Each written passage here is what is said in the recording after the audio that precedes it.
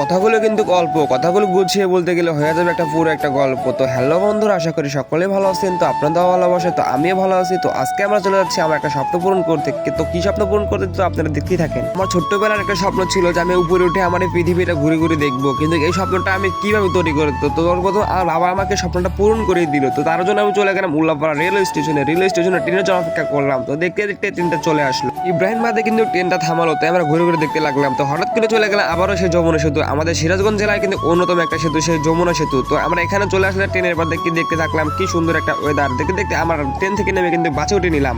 বাস কিন্তু চলতেছে, আমরা কিন্তু বাইরের দৃশ্য দেখতে দেখলাম। দেখতে দেখতে চলে আসলাম আমরা সেই বসুন্ধরা সিটি ক্যামেরা হল। বসুন্ধরা সিটি কিন্তু অনেক সুন্দর একটা জায়গা। তো এই বসুন্ধরা সিটি ক্যামেরা হল থেকে কিন্তু আমার সেই স্বপ্নের ড্রোনটা কিন্তু নিয়ে নিলাম। বসুন্ধরা সিটি আমরা চারিদিকে ঘুরে নিলাম, সুন্দর একটা ওয়েদার পেলাম। আমাদের ক্যামেরায় বন্ধ হয়ে গেল সেই বসুন্ধরা সিটি। বাইরে যেমন সুন্দর, ভিতর থেকে দেওয়ার চেয়ে বেশি সুন্দর। আশা করি সকলে ভালো থাকবেন এবং আমাদের জন্য দোয়া করবেন, আমরা যেন সুস্থ ও সুন্দর বাসায় ফিরতে পারি। আল্লাহ হাফেজ।